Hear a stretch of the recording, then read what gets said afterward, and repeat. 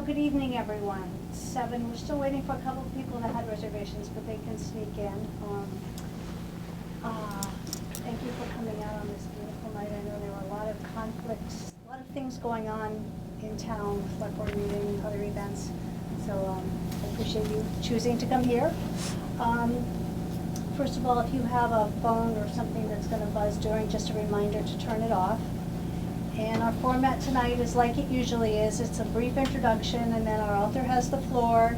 And then when she's done, books and homemade brownies this time and lemonade are at the front desk. And then Abby will stay back here and sign books at this table. So we have lots coming up, but not in the store. This is our last event in the store until, well, our birthday party, the first weekend in August.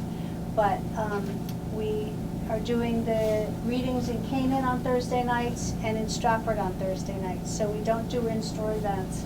There is a reading Tuesday the 9th, so it's almost 2 weeks from now, at the Howe Library.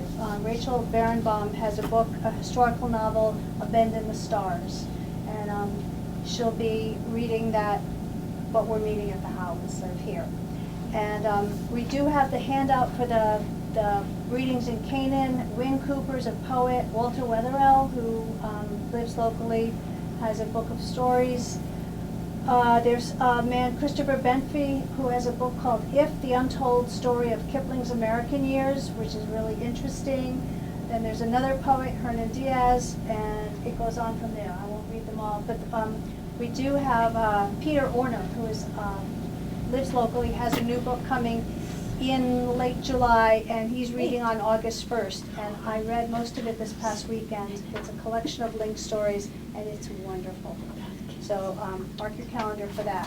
But tonight we get to welcome back Abby Maxwell to read from her second novel.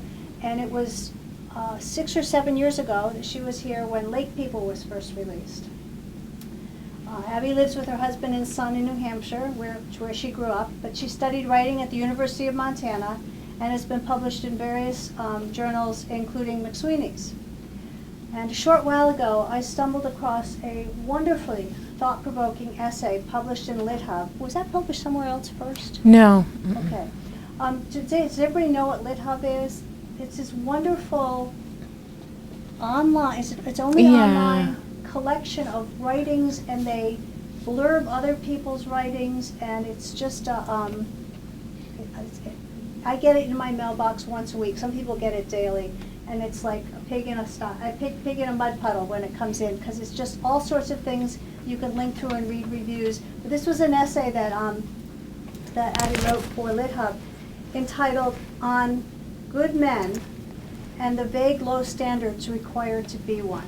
That was a title that caught my attention. And in it, she looks back on a teenage crush, and she writes about how some women are able to be confident about their desires and intelligence and worth, and somehow avoid the shame that others of us struggle with as we are coming of age. And she shared in this essay how that realization fed the writing of this novel. And the novel is about 2 sets of sisters who lived in the same New England community 150 years apart. And a book list starred review stated, "Maxwell has written a deeply satisfying, haunting work of literary fiction, driven by characters who are uniformly engaging and beautifully realized. It is not to be missed." So without further ado, I turn the table over to you. Thank you. Thanks.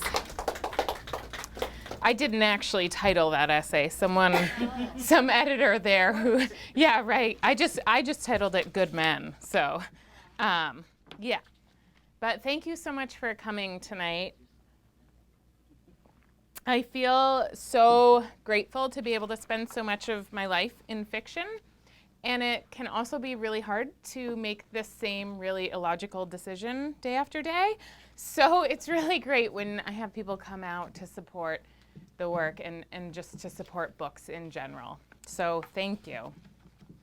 So like she said, the Den moves between 2 time periods, the 1980s, early 90s through the present, and the middle of the 1800s. And each time period follows a set of sisters, and one sister has gone missing from each set in each time period. And they're connected, as you said, by the fact that they live on the same land, and also by this strange story in their town history book about a family who lives in the woods one night when the temperatures drop to this impossibly low degree, which actually was based on something real in New Hampshire and I'm sure Vermont history too, called Cold Friday, and it took place in the early 1800s, and I moved the date for the purposes of the book. But this like wildly cold, sudden spell that a lot of people died in. So anyway, in the novel, these sets of sisters are connected by this story in their town history book about that night when a family of 5 disappears, and in their place, coyotes appear. So part of the book is trying to figure out that story also. So there are 4 narrators in the book, each sister, and tonight I'll read briefly from 2 of them, one from each time period. But I thought I could talk a little bit about the process of writing the book first, because I think that when we have these really beautifully bound books, it really masks what a disaster the process is. And for me, it really is. So with this book, I started with images, basically landmarks, I think, from my mother's woods, an old foundation, a stone wall, also a barn. And I just sort of moved forward blindfolded from there. And I think that's how I typically work. But this book was more difficult, or particularly difficult anyway, because when I started the book, I was pregnant with my first and only child. And then he was born, and I entered into a period of sleep deprivation that lasted like the next 5 years that it also took to complete the book. But during that time, my husband and I began to talk really obsessively about the patriarchy. I think because, at least for our place in society, we'd always sort of believed in these pathways to equity for women. And then we had a child, and we were all of a sudden like, wow, things are not equal at all. And we were people really working for that, or really aware of it. So we started talking a lot about just women and men and roles and things. And so we would talk about that and raise our son. And then I would go to whatever place I had carved out to write, and I literally would just lie on the floor and stare at the ceiling and just drift in and out of consciousness. And every now and then I'd jump up and write some, and then I would lie back down. And this went on for the years that it took to write the book. And I knew eventually what my characters were and what I was doing structurally, but it wasn't until like maybe 4 years or something into the book when my agent, who had read a draft, said to me, hey, this reminds me of the Scarlet Letter. Have you read that? And I had, but I'd only really remembered the really mystical woods, which I'd always loved. But so I reread that book. And I think that's what, it helped to solidify for me what I wanted to do. And it also was the first time that I saw that all those conversations that we were having had creeped their way into the book. I really wanted them to, but I sort of thought I would have to wait for the next project. But when I reread The Scarlet Letter, I saw in it this woman, Hester, who she has this like, sexual transgression, but then she has an outcome that we don't typically see in literature. She doesn't die. Usually the woman dies over and over again. And she doesn't. And I'd really have to reread the book to speak more intelligently about what does happen to her. But in my memory of that reading of it, her outcome wasn't completely horrible. Like, she lived in the woods and she kept going in her life. So anyway, when I reread that, I really felt like I wanted to create some path like that for the girls and women in my book. So girls and women who, as you said, not only fail to internalize the messages around shame and self-worth that I think girls so often get, but also who once society has punished them, still carve out some path or some sense of freedom. So it wasn't until the book was complete and I got the galleys, so that's this, just the first time it looks like a book and still will be edited a few more times, copy edited anyway.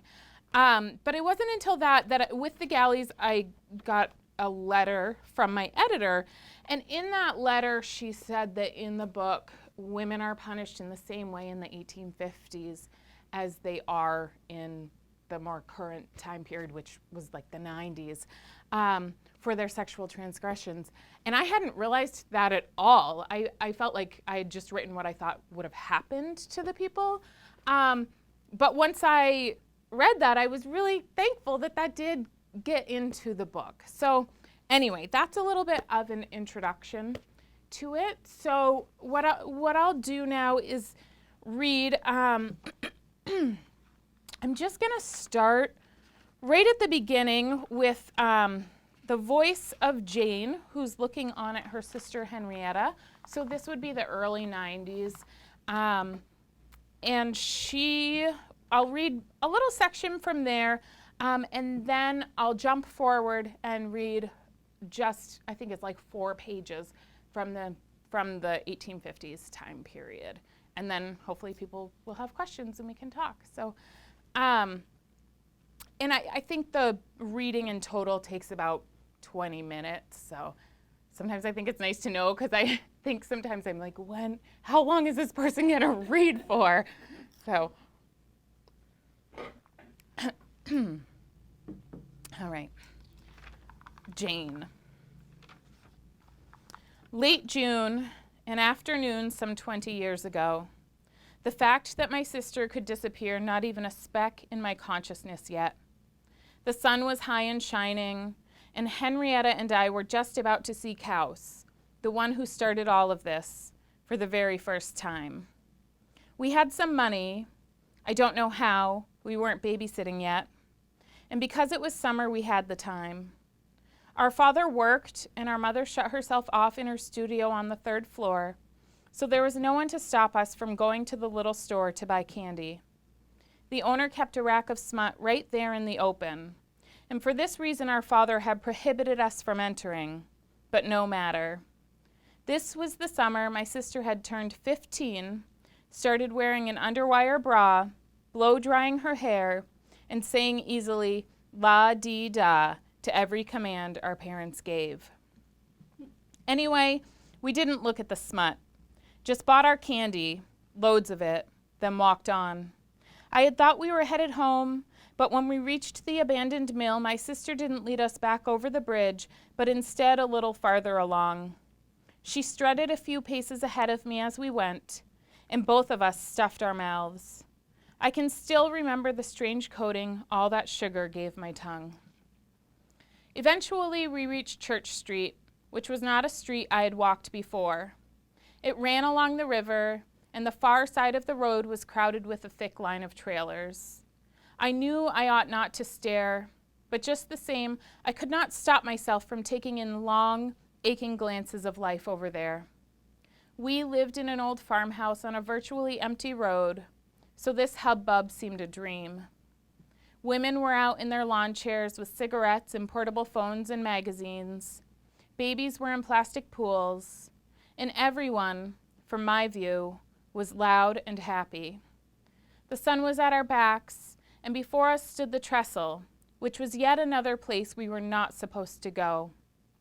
That abandoned railroad bridge rises roughly 40 feet above the river, and it continues to be the spot where all the bad kids congregate to smoke and spit and jump into the water all summer long.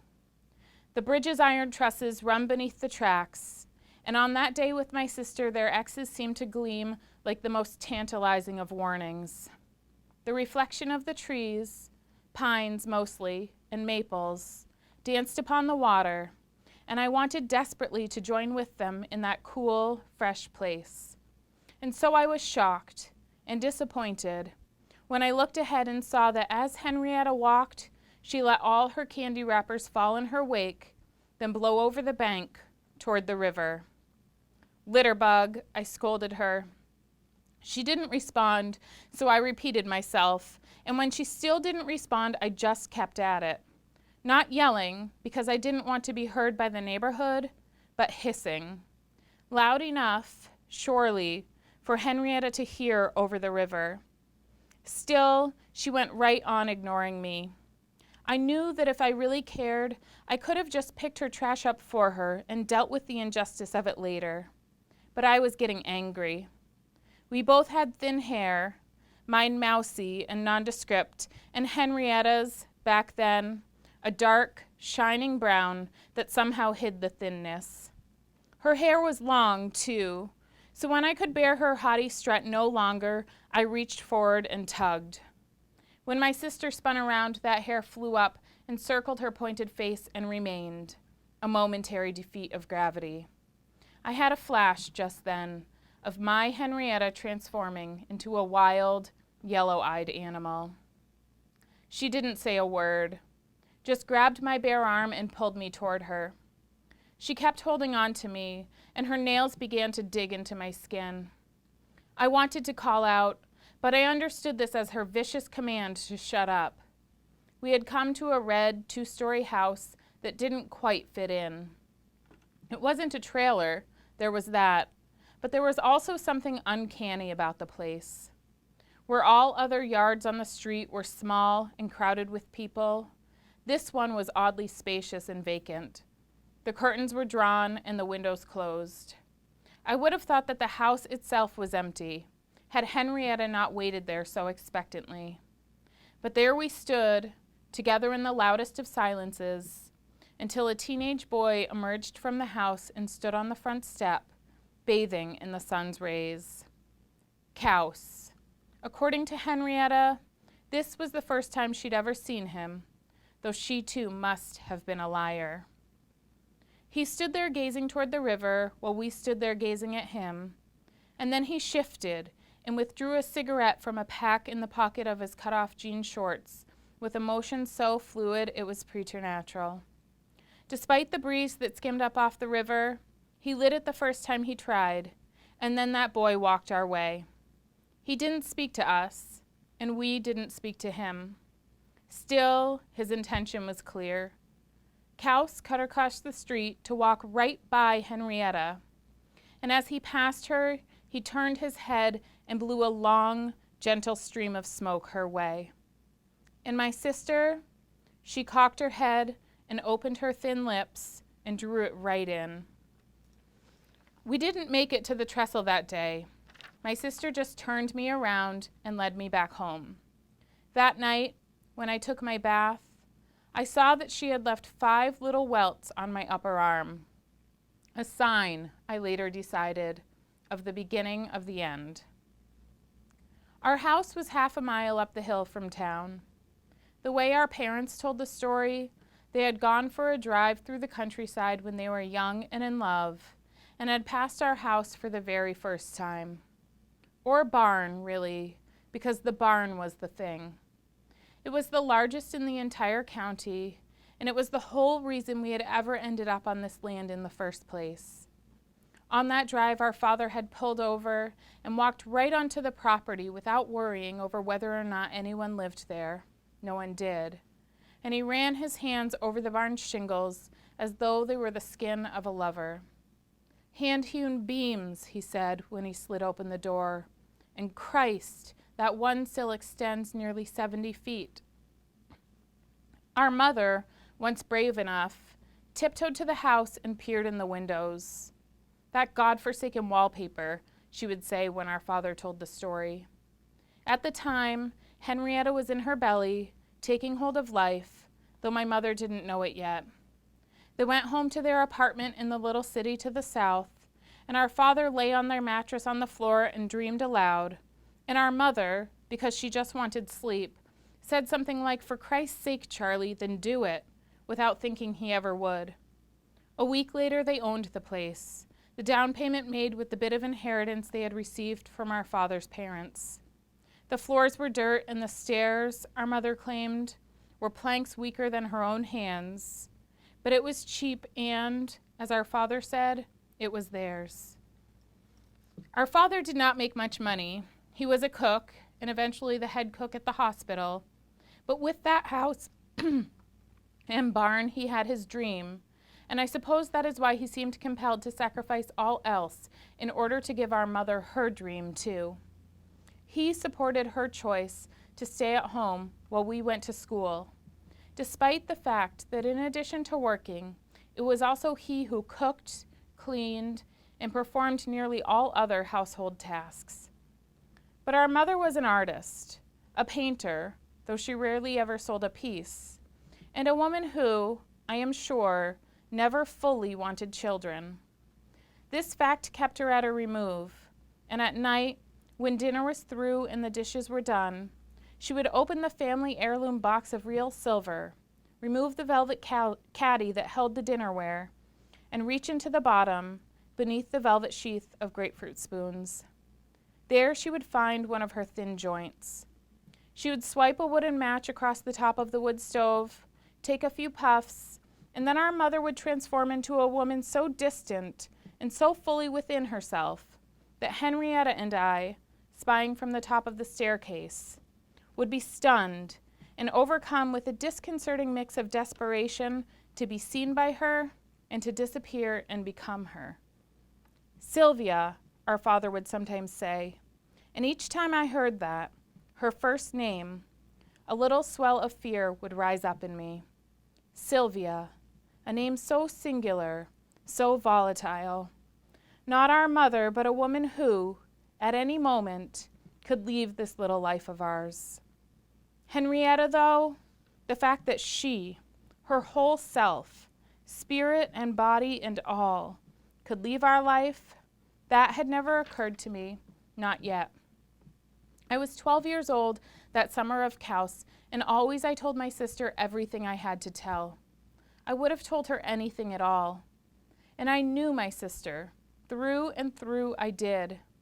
She had perpetually tanned skin and short toes. Her thumbs arched gloriously backward, and she was double-jointed in her fingers, so that she could bend the top portion of each finger downward while keeping the rest of it perfectly straight. At night, she stuck her chewed gum to her headboard, and she could sniff a thin rope up through her left nostril and pull it out through her right one. She could do a back bend and 3 perfect cartwheels in a row and even a front handspring. She dreamed about boys, not smut dreams as she called them, but just peaceful little dreams in which she and a boy would drift along in a rowboat or walk hand in hand. She also dreamed about riding horses, and in nightmares she dreamed that a giant wave crashed over her. But that summer, after I saw that boy, I had the strange sensation of beginning to realize something that I had always known. My sister. There was a layer to her, invisible but palpable as her skin itself, that would not ever be opened to me. The day after I saw him for the very first time, my sister dragged me along with her to town once again. Typically, I would have gone without hesitation, but on that day, I'd happened to be immersed in a new book, Flowers in the Attic by V.C. Andrews. I'd stayed up half the night with that book, feeling that I'd better finish it before my parents came to their senses and tore it from my hands. I wasn't finished when Henrietta showed up at my door to drag me into town, and I would have just as soon kept on reading.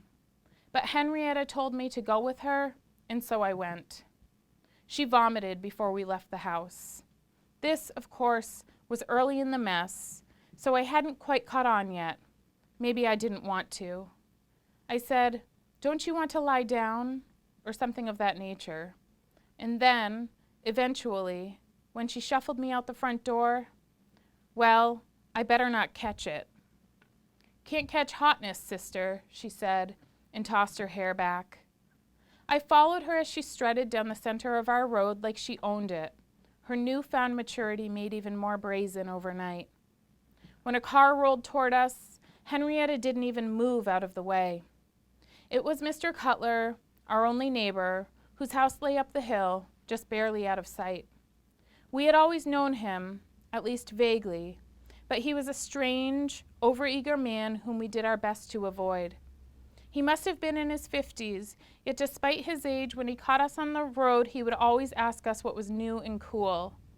"Are these jeans cool?" he would say. "What music are the kids listening to these days anyway?" Today, he leaned out the window of his yellow sports car and said to Henrietta, "You have yourself a boyfriend yet?" The question alone surprised me, but when she responded simply that she did, my jaw dropped. Mr. Cutler let a smile spread over his clean-shaven face, and then he eased his car down the hill and out of sight. My sister continued walking. I scurried after her, calling, "That boy's your boyfriend? The one from the red house? How do you know he's your boyfriend?" Plus a handful more varieties of the same question, none of which she would answer. She just waltzed ahead of me while I followed like a dog, over the bridge and into town. I never did figure out what exactly made Henrietta go to that little store on a daily basis in the early days of that summer. On that first day after Caus, though, rather than going straight in, as we always had, my sister just leaned against the building and bent one leg up so that her foot rested flatly against the brick. She tilted her head back, very exhausted, very adult, and she said, "God, I could kill for a cigarette." I don't know that I said anything to that. I don't know that I could overcome my shock in order to do so. She said, "God, what? And don't look at me like that." And then, as insurance against my tattling, she marched right into that store and spent $5 whole on 500 Sour Patch Kids for me.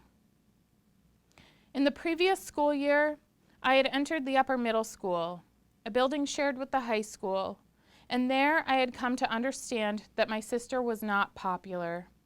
Henry Schmetta, they called her, and Harry Etta, and the worst, born from nothing I knew of, Bloody Harry Letta. My sister, thin and wispy, made of wind. When she was mocked, she would steadfastly look the accuser in the eye. It was a powerful, deadening look, one she had learned from our mother, and cruel though it was, it only increased my awe of her. I was bewitched by my sister, loved her to a dangerous degree. Okay, so that is Jane looking on at her sister, Henrietta, and Henrietta, who is clearly headed for trouble. So just after that section, you see the girl's father tell them the story that I had mentioned of the house in their woods, which in their time is a foundation. And the family disappears, coyotes appear in their place.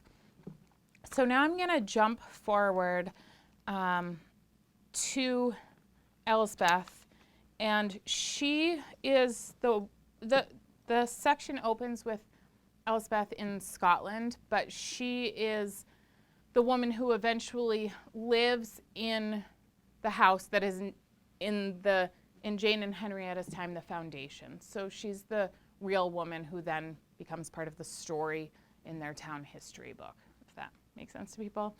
And this section sort of weaves in and out of her time in that house and before she came to America.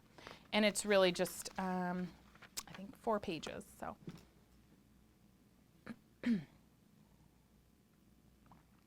Elsbeth. In her old life, she never rose before the sun came in, even if it meant her mother would scold her. But her sister, Claire, would cover for her anyway. Her sister had understood her, or, if not understood, at least loved her so completely that she accepted her faults, supreme laziness among them. Half the time her sister would do all the chores for them. She realized, in her new life, that it must have been a terrible burden. When she listed it, it all sounded like so much. Collect the water, clean the floors and windows, clean the laundry, tend the gardens, tend the chickens, buy the food, cook the food, that sort of thing, all on top of the spinning. Spin the flax, spin the flax, spin the flax until you lose your mind. But back then, even when she did keep right up with her hardworking sister, it never felt like so much at all. Never near as much as the burden she felt since she'd crossed the ocean. But even she had to admit that this new life wasn't so terribly bad. For years, she had kept a routine that her sister could scarcely believe. She rose with the 4:30 a.m. mill bell, and once her husband set out for work, she sat at the table with her candle and wrote letters home until daybreak, when her boys stirred.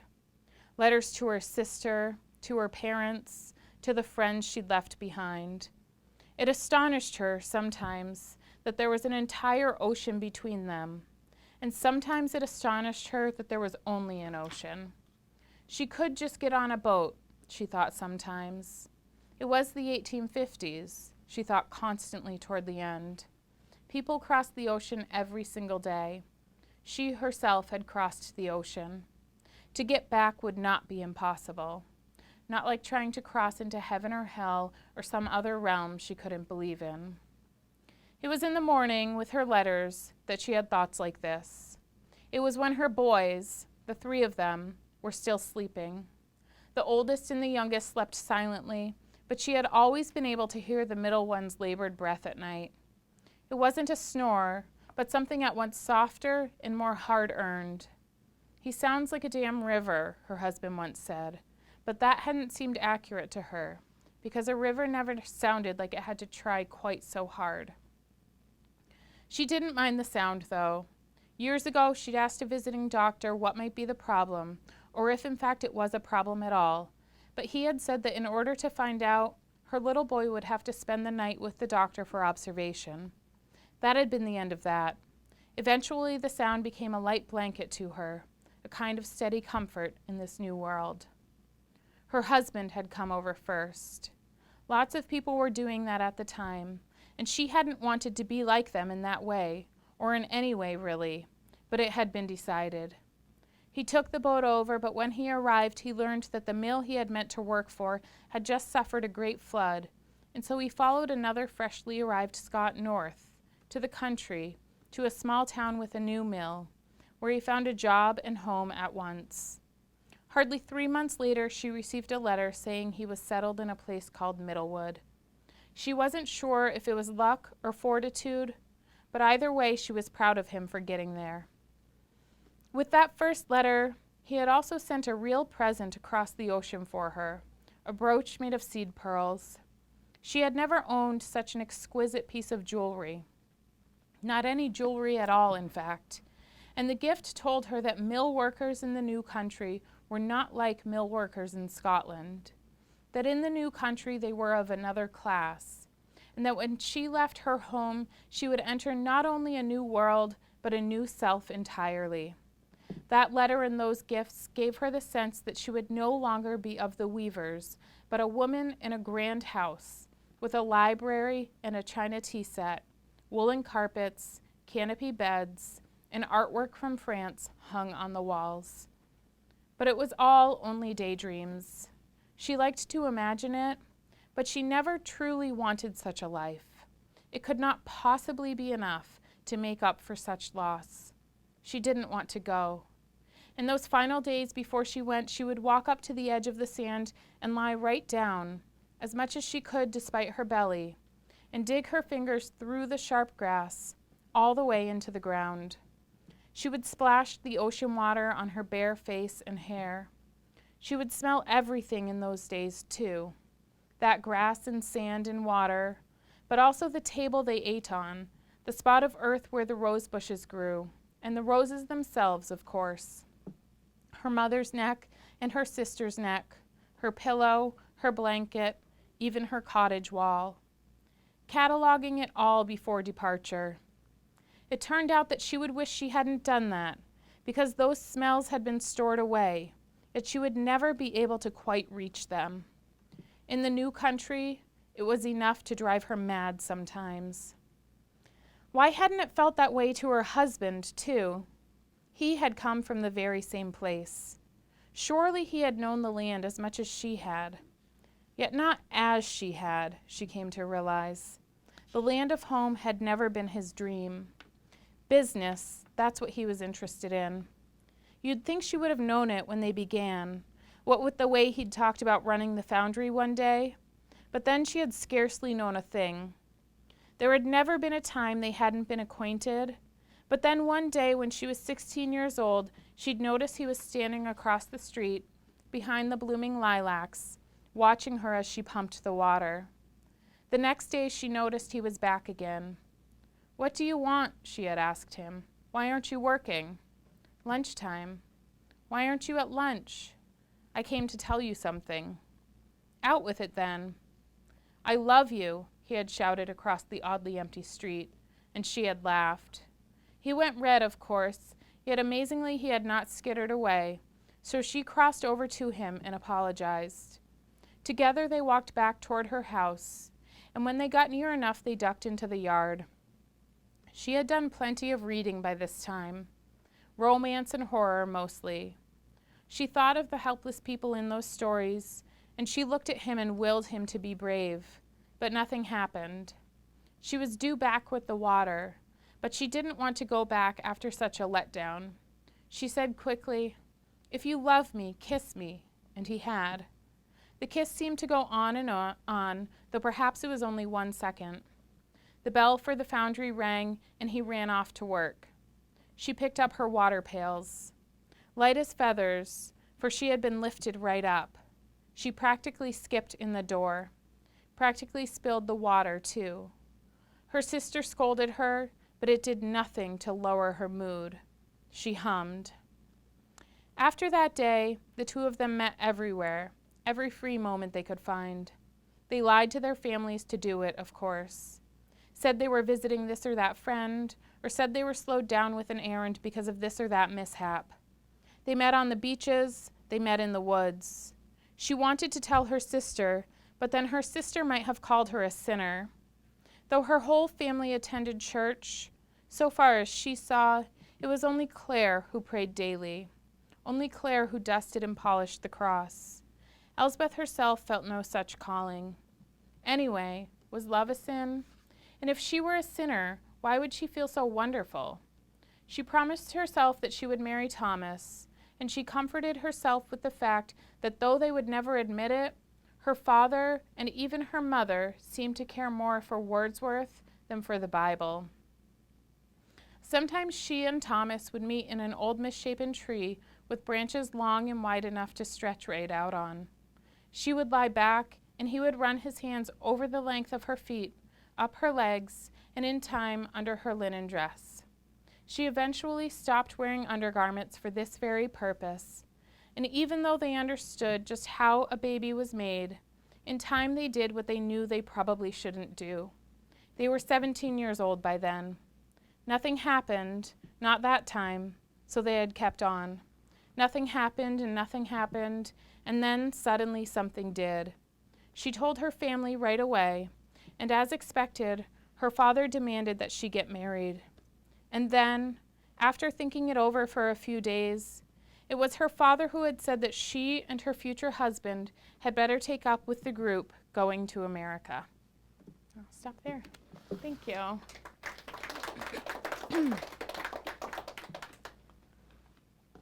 So if anybody has any questions at all about the book or the process or anything, I'd be happy to answer them. I just have one. I wondered how you came to settle on the name of cows. I don't know. I mean, when I was, I think in middle school, I grew up in Tilton, New Hampshire, so very small, rundown mill town. When I was a kid, there were no outlet malls there. And it was like 100% white town.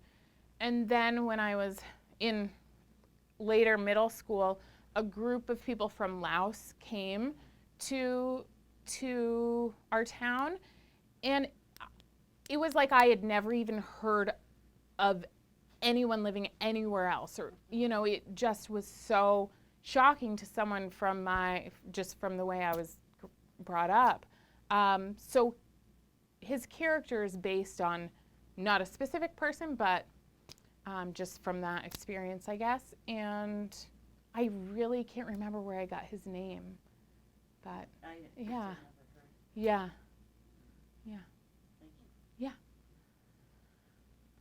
What kind of research did you end up having to do for writing 150 years in the past. I mean, I Yeah. imagine you start someplace and it just keeps going and going and going. Yeah. Yeah. Yeah. Well, I wish that I had done it in a more straightforward and organized way. But the book initially started with the section that I read from, and that was Jane. And then I thought, and I was in her voice for a long time in terms of like a couple of years probably. And then I thought, I can't have this entire book about this one sister pining for the other. It's just a slog for everyone involved. And then all of a sudden it occurred to me that I needed to follow Henrietta and find out what the truth of her story was, and to give her a voice. And so I did that, and that opened the book up some, but it still was missing some depth. And I just one day was sitting by the lake near where I live, and just thinking, like, I'm never going to finish this book. I'm just going to throw it all away. And all of a sudden it occurred to me that this story from their town history book was very important to them. But somebody told that story, and why did they tell it? What were the circumstances of it being told? What was the truth of it? So that's when I decided to back up, and I thought, like, oh no, now I have to back up and figure out what it was like back then. So I think the place I started was with my mother's ancestral research. So she does a lot of research around her ancestors from Scotland.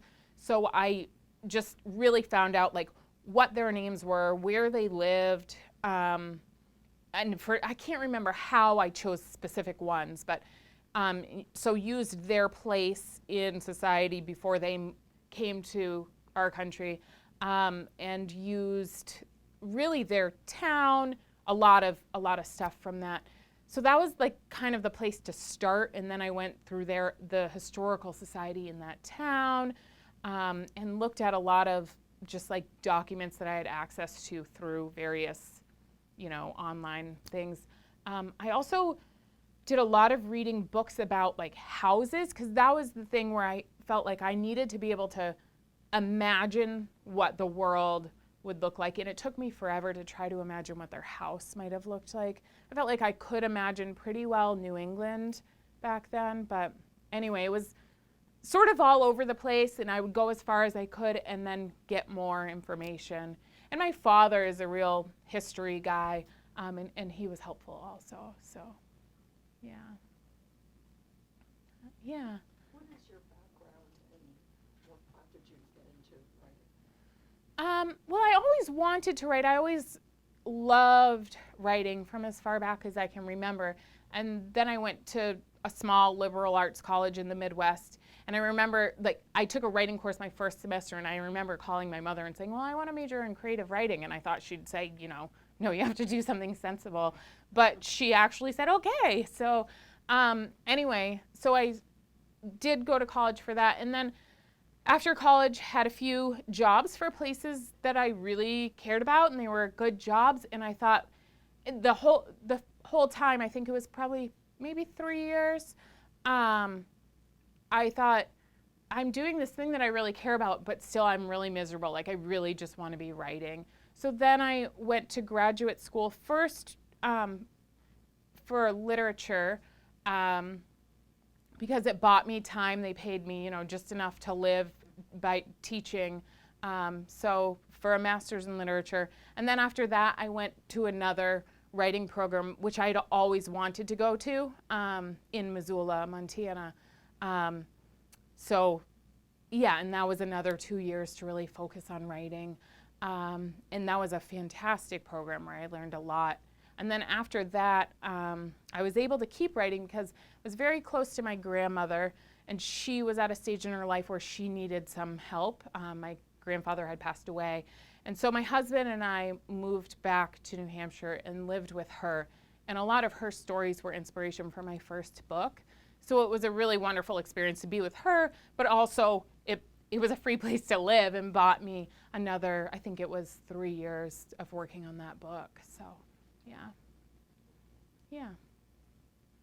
Yeah. I'm curious about the Scarlet Letter connection. Yeah. When you, after your agent said, hey, this reminds me of the Scarlet Letter, and you read it, beyond like the overarching shame and the Yeah. outcast woman, was there anything else that like struck you?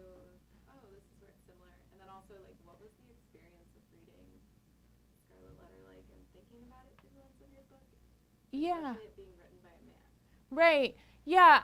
Well, the first part, I think that when I reread it and sort of had that, oh, maybe this is what I want to think about, and then I went back to my book for a long time. But the last, I think, quarter of this book took more than a year. I was really, really stuck. So at some point, I said, well, what happened at the end of the Scarlet Letter? And I went back to it again. And at the end of it, they return to the actual spot in the woods. And that was when it sort of pulled it together for me, how it was sort of instructive anyway, in my memory of going back to it, or how to pull it all together. And then the other piece of reading it, I was really ambivalent about Hester's character. I don't know. I mean, I love the woods of that book, and I do really enjoy the story, and I love reading classic books, and usually get sort of angry at different parts of how women are treated. And I definitely felt that. But in that book, I felt like it wasn't really clear cut for me, which I like. I'm sure if I read it again, I would have stronger opinions. But I remember being like, oh, I can't really place any of this as one thing or the other. And I really liked that about the book. So, yeah. Yeah. Spoken as a bookseller, the package of the book is a really beautiful finished product. And I'm wondering how much input you had on the photograph as well as the size and everything, because it works so beautifully together. Yeah, I don't have much input. They had a first cover design that I loved, but the marketing and publicity department said no, because it was they thought it would only appeal to one particular reading group. And then they had a second cover, which I said no to, and then this one, and I think everybody did love it. And I like it because I think it can be any time period. The man who did the photo for it actually is a man that I happen to know, although it's kind of random.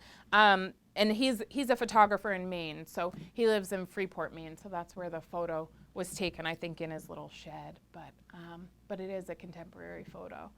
So. No, they just have a portfolio of his work. He also did the cover, that To Kill a Mockingbird cover with the little girl in overalls, like a more recent one of the paperback editions, of course. But yeah, so they just have a portfolio of his work, and I think they look to him because he's New England. So, yeah, thank you.